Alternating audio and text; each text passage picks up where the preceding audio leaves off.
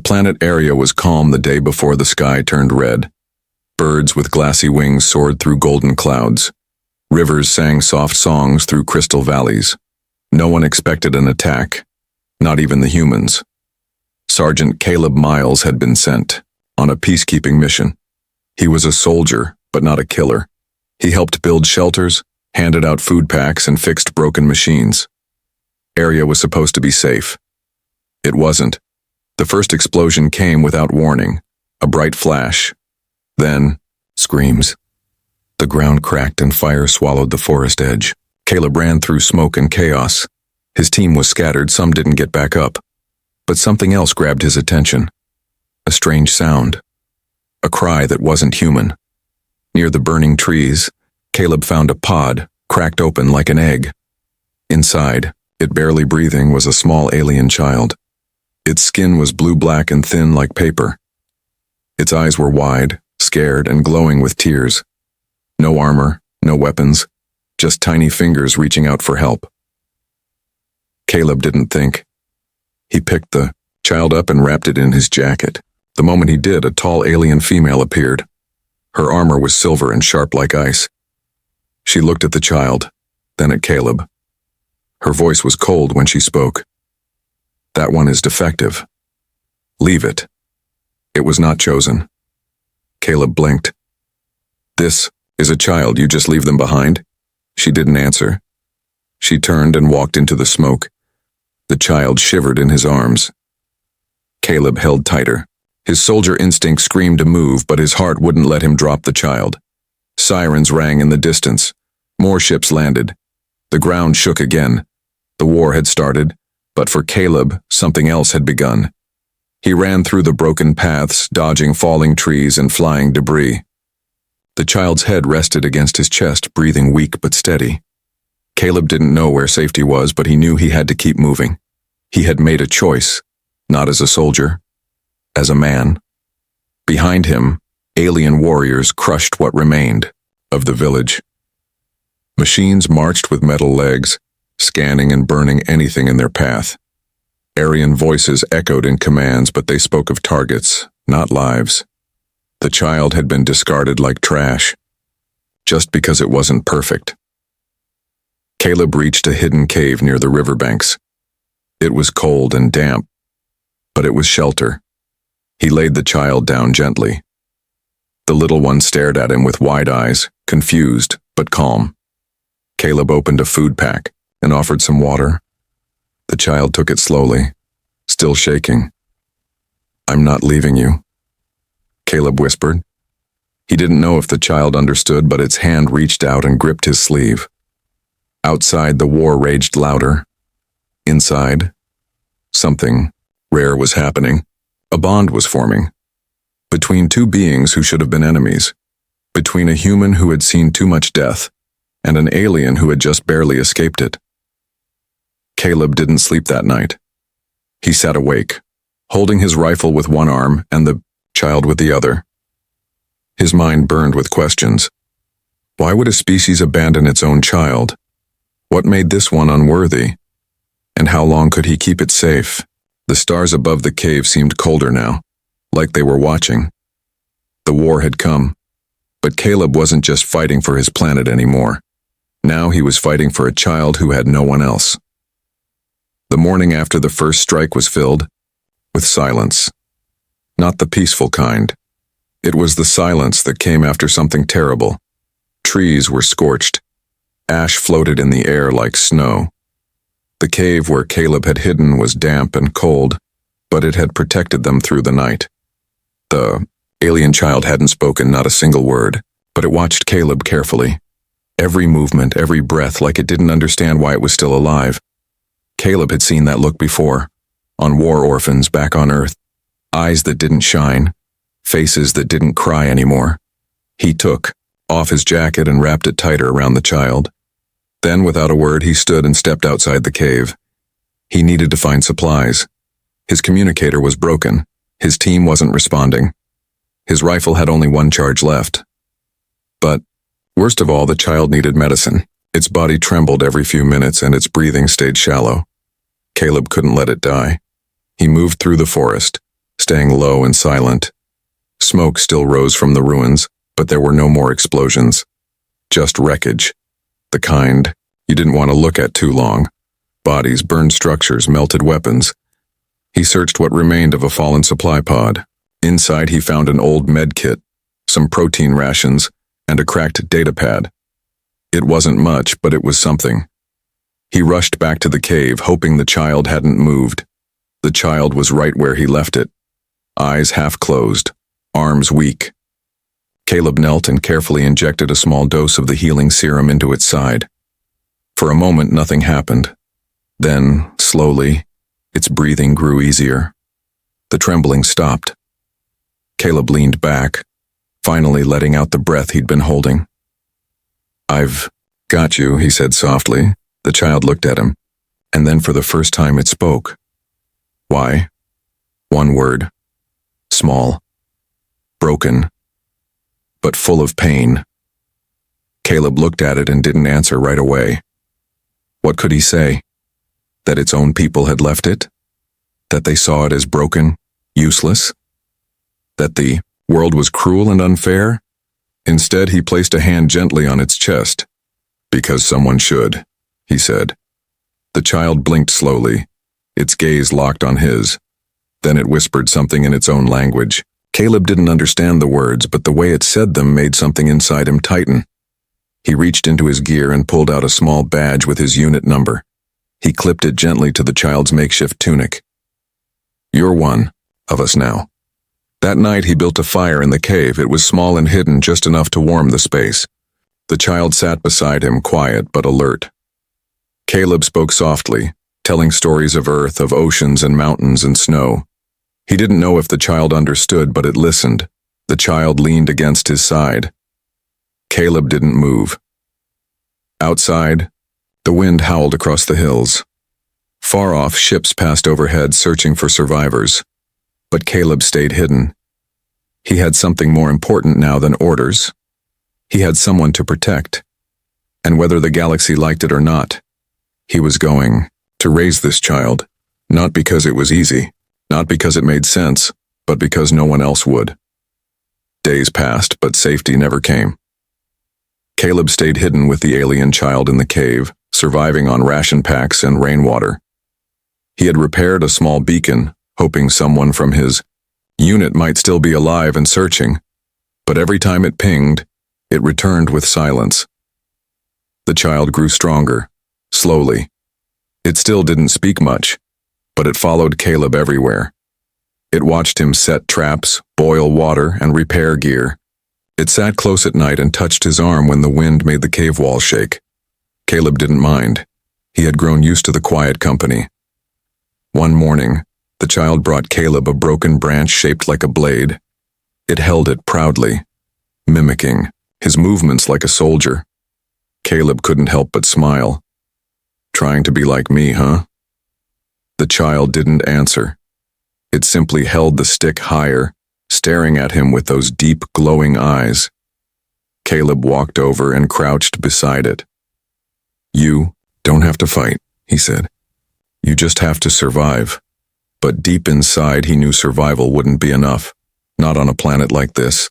Not with both humans and aliens hunting down anything that didn't belong. That afternoon, a ship passed low across the trees. Caleb ducked under the roots of a fallen tree the child held tightly against his chest.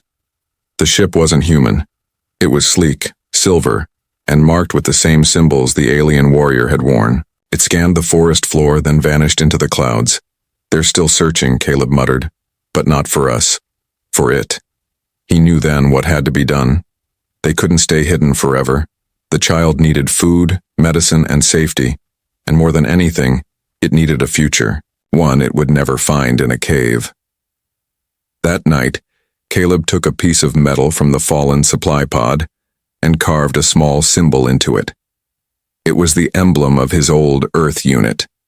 He handed it to the child. "This means family," he said. "And from now on, that's what you are." The child held it tightly, cradling it in both hands. Its eyes shimmered again, but not with sadness. With something warmer, something closer to hope. The next day they moved.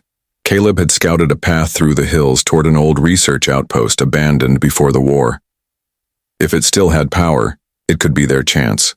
Shelter, food, maybe even communication. The journey was long. They climbed rocky cliffs and crossed shallow streams. Caleb carried the child when it grew tired. They slept in the roots of trees, in hollow logs, under the stars. Each night, Caleb told stories. The child began to repeat, some words back. One night, as they sat under a strange glowing tree, the child finally spoke clearly. My name is Relly. Caleb looked at it. Rella, huh? That's a good name. Rel smiled for the first time. It wasn't perfect. It was small, shy, and unsure, but it was real. The next morning, Caleb spotted the research outpost in the distance, half buried in vines, tilted to one side but still standing. Almost there, he whispered. He didn't know what they would find, but for the first time since the sky turned red, he felt something other than fear. He felt purpose. The research outpost looked like it had survived a storm and then been forgotten. Its walls were covered in moss and strange alien vines. The solar panels were cracked and one side of the dome had caved in. But to Caleb and Rel, it looked like hope. Caleb approached with caution. He scanned the perimeter and made sure no patrols had passed through recently. Then, gripping his rifle tightly, he opened the outer door using manual override. Inside, the air was thick with dust. The lights flickered dimly, but some systems still had power. A console in the corner buzzed faintly when Caleb pressed it. The outpost had basic systems online: life support, storage access, and one working comms antenna. He sighed in relief. Not perfect, he said, but it'll do. Rella wandered the room slowly, wide-eyed. It touched a blinking light and watched it flicker. It was learning, always watching, always absorbing. Caleb noticed how quickly the child adapted. Even without guidance from its own kind, it was picking up everything. Caleb found a storeroom and pulled together what supplies remained: dried nutrient packs, emergency blankets, a few medical tubes. He set up a sleeping area and a small workbench. Rel sat beside him, curious about every piece of tech. That night, Caleb tried the comm system. Static filled the air. Then a faint voice came through, broken and fading. This is Sergeant Taylor. Any surviving units respond. Caleb jumped forward. Taylor, this is Miles. I'm alive. I have a child survivor. Repeat, a child survivor. The signal crackled and died. He tried again. And again. But the voice didn't return. He leaned back, tired and frustrated. Rel came over and placed a small hand on his knee. It's okay, Rella whispered. You're still here. Those words hit harder than a bullet. Caleb hadn't realized how much he needed to hear them. The next morning, he and Rella began rebuilding. He showed Rel how to clean the filters, how to scan for movement outside, and how to safely use tools. The child picked it all up with ease. It was like teaching a small, quiet genius. But Rel still had questions. And one day, while they were fixing a broken light panel, the hardest one came. Why did my people leave me? Caleb froze. He sat down and looked at the child. Because they were wrong, he said finally. They thought different meant broken, but I know better. You're not broken. You're special. Rel tilted its head. Why do you care? Caleb smiled softly. Because I've seen what happens when no one does. That night, outside the outpost, a shadow passed through the trees. Smooth. Silent. Watching. An Aryan scout drone hovered near the canopy. Its single red eye focused on the dome's faint light. Then it blinked and flew off into the clouds. Inside, Caleb checked the security feed but didn't spot it. He tucked Rel in and stayed up by the console, waiting. He knew the peace wouldn't last forever. The galaxy didn't forgive those who broke its rules, and raising a defective alien child, that was more than breaking rules. It was declaring war. Rel was learning faster than Caleb expected. In just a few days, the child could navigate the outpost systems, prepare basic food, and even help monitor the perimeter sensors. Caleb watched, with quiet pride, as the child he had once carried through fire now walked beside him like a small, determined soldier. But something had changed. Rel asked fewer questions. It had begun studying itself in the mirror, tracing the lines on its face. Once Caleb found Rel sitting in silence, staring at the emblem Caleb had given, the one that meant family. "Do you miss them?" Caleb asked. Rel didn't look away. "No. I don't think they were ever mine." That answer sat heavy in the air. Before Caleb could respond, a long, sharp beep echoed from the console. Motion detection. Something had tripped the outer sensors. He moved quickly, checking the surveillance cameras. At first, there was nothing, just wind and shifting branches. Then, movement. A dark shape slipped between trees. Not one, two, maybe more. Tall, silent, Aryan. Caleb's heart sank. "They found us," he whispered. He turned off all interior lights and grabbed his rifle. Rel didn't ask what was happening. It already knew. It stood beside Caleb, holding the small metal emblem tight in its fist. "They'll take me away," Rel said quietly. "Not while I'm breathing," Caleb replied. They waited in silence. Every second felt like an hour. Then came a sharp knock on the airlock door. 3 slow taps, not an attack. A message. Caleb moved to the monitor and switched on the outer cam. A figure stood alone in the dark, Aryan armor, silver markings. But it wasn't the same as the soldiers he had seen before. This one held no weapon. Instead, she carried a staff with a glowing crest. She stared straight at the camera. Then she spoke. "I know the child is inside. I mean no harm. I am not like the others." Caleb turned to Rel. "Do you know her?" Rel stared at the screen. Its eyes widened slightly. "She's different. She's not a warrior. She's something else." Caleb hesitated, then opened the outer door, only slightly. He stood in the frame, rifle ready. "Say what you came to say," he demanded. The Aryan woman didn't flinch. "That child is not defective. It is unique. A rare genetic bloom. Our leaders fear such children because they cannot be controlled." Caleb narrowed his eyes. "So they try to kill them?" She looked away. "Yes. They fear change, but I don't. I believe that child could be our future." He didn't lower the rifle. "You expect me to trust you?" "No," she said. "I expect you to listen. They are sending a retrieval unit. Within a day. If you stay here, they will burn this place to the ground." Rel appeared beside Caleb. The Aryan woman looked down at the child, her voice softening. "You were never meant to survive. But you did. And that makes you dangerous." Rel stepped forward. "I don't want to hide anymore," it said.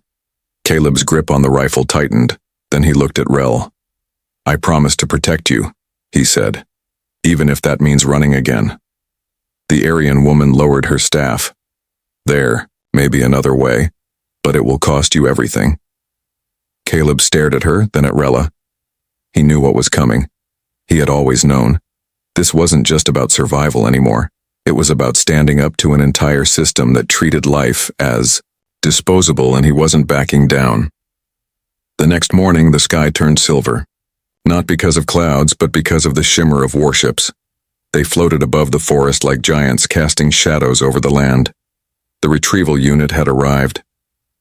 Inside the outpost, Caleb moved with quiet focus. He packed what supplies he could, sealed up emergency gear, and checked the comm systems one last time. They were already jammed. No messages could get in or out. Rel stood by the window watching the sky.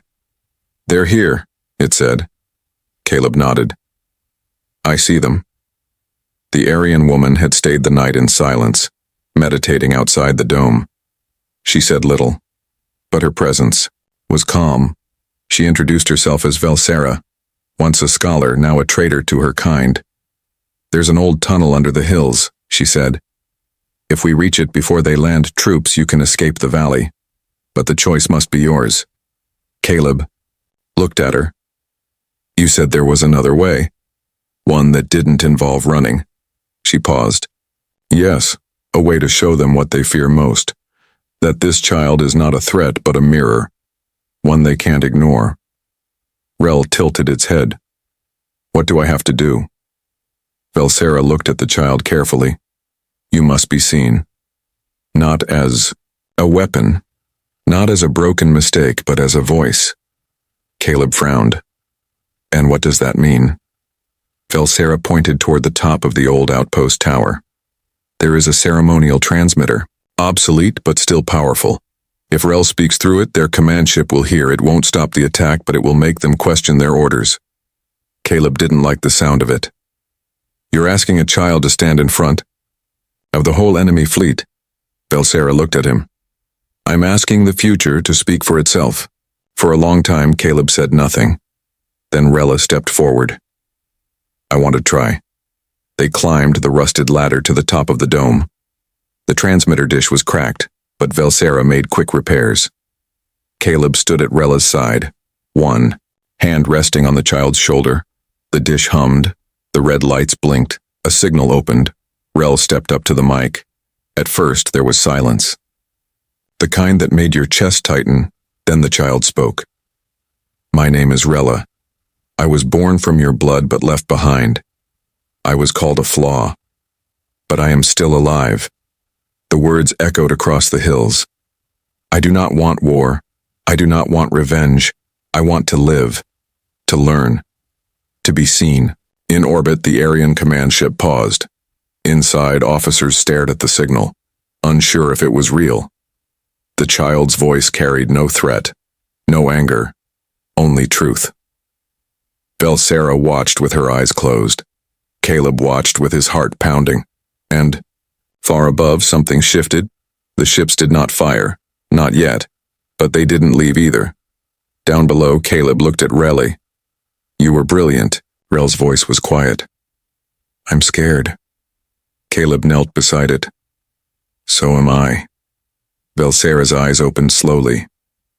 You've done something no one else could. You made them listen. But the danger wasn't over. The retrieval troops had landed in the distance. They were marching toward the outpost, scanners active, weapons hot. Velsera turned to Caleb. They may hesitate, but they will still come. Caleb lifted his rifle and nodded. Then we hold them off as long as we can. Rella stood between them, shoulders back, not hiding, not running, waiting to be seen. The forest shook under the march of boots. The retrieval unit was moving fast. Dust rose in the air. Birds fled. Trees bent under the pressure of wind from low-hovering scout drones. They were closing in. Inside the outpost, Caleb checked his last charge cell. The rifle had maybe a dozen good shots left. Not enough to stop a squad, let alone an entire platoon. But he wasn't planning to stop them. He was planning to buy time. Velsera handed Caleb a small device. This will delay their targeting systems for 30 seconds. No more. He nodded, then turned to Rella. The child stood at the window, holding the metal emblem Caleb had given, the one that meant family. Its fingers trembled, but its face was calm. You don't have to do this, Caleb said softly. Rel looked up. I do. If I run again, I stay what they think I am. Velsera placed her hand on Rel's shoulder. Your words shook the chain. Now you must break it. Caleb sighed and pulled out an old data pad. He handed it to Rella. Record a message. If anything happens to me, someone out there needs to know what you did here. What we did. Rel nodded and sat in the corner, speaking slowly into the recorder. Caleb stepped outside and climbed a small ridge above the outpost where he could see the trees moving. The soldiers were close now.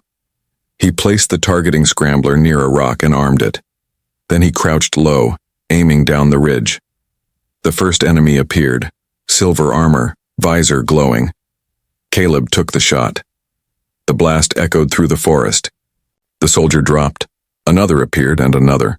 Caleb fired again, then again, backing away toward the outpost as the scrambler kicked in and confused their sensors. For a brief moment, they fired in the wrong direction. Velsera activated the outpost's shield wall, weak, flickering but enough to hold for a few minutes.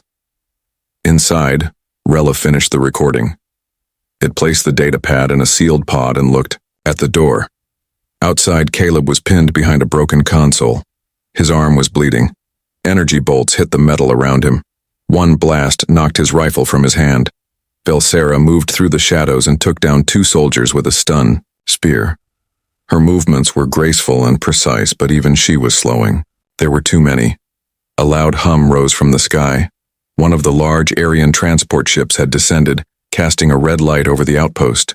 Its loading bay opened. Troops in heavier armor marched down. Then a voice echoed from the ship's speakers. "Return. The child, surrender the traitor, the rest of you may live." Inside, Rel stood still, listening. Then it opened the outpost door and stepped out. "No," Caleb shouted. "Stay back." But Rel kept walking, slow and steady, holding nothing but the small metal emblem. It walked between the soldiers, toward the speaker, and then it stopped. "My name is Rella," it said. "You left me, but I am still here." The soldiers didn't shoot. They just watched. From behind the ranks, a tall Aryan general stepped forward. His armor was thicker, his face older. He stared down at the child. "You were not supposed to survive," Rel nodded. "But I did, because someone chose to protect me." The general looked at Caleb, bleeding and defiant behind a wall, then at Velsera, standing with her broken spear, then back at Rella. The silence that followed was heavy. Something had changed, but no one knew what would happen next. The general stood still for a long time, eyes locked on Rel. His soldiers waited for a command, their weapons half raised. Caleb gritted his teeth, blood running down his arm, but his hand never left the grip of his blade. Velsera took one slow step forward, not in challenge, but in silence. "You were discarded because of weakness," the general said at last. "What strength do you show now?" Rel raised its chin, voice steady. "I survived. I learned. I loved. And I was loved back. That is strength." The air was tense. Even the birds had gone quiet. Then the general did something no one expected. He removed his helmet. His face was worn by time, marked by scars, and lined with grief. He looked not like a leader of warriors, but a tired man chasing old beliefs. "I once had a son," he said. "Born wrong," they said. "I was told to let him go. I obeyed." His voice cracked. "I never saw him again." Rel's eyes softened. "I am not your son," it said, "but I am what your people threw away." The general looked at the child for a moment longer. Then he turned to his soldiers and raised his hand. "Stand down."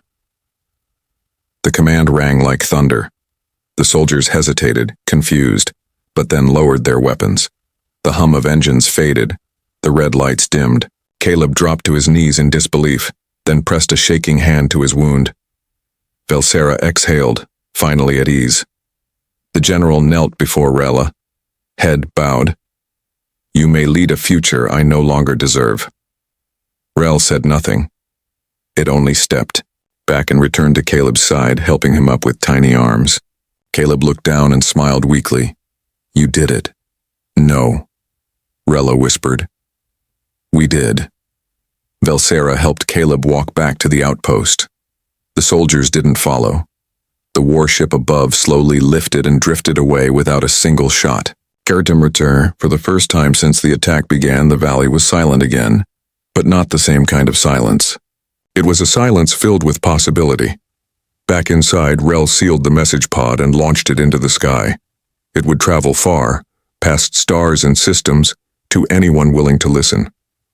A story about a child once called Broken and a soldier who refused to let it die. Caleb sat beside the console, exhausted but alive. "What now?" Rella asked. He looked at the child, eyes full of warmth. "Now we live." Velsera looked toward the horizon, her voice soft. And maybe others will learn to live too. Weeks passed, then months. The war didn't end overnight. But something had changed. Whispers of a child who defied a species law, a human who defied his orders, and an alien scholar who gave up her rank to protect the future. One story spread across systems. One voice started a movement, and at the heart of it, a child once abandoned, now standing tall, not as a mistake, but as a symbol of something better.